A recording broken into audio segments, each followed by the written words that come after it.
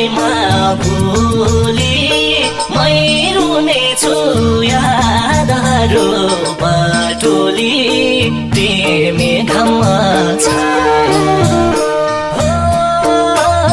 भन्ने गर्थ्यौ निष्ठुरी तिमी घममा छाया आउँदो रहेछ सम्झना त छुटे पनि माया आउँदो रहेछ सम्झना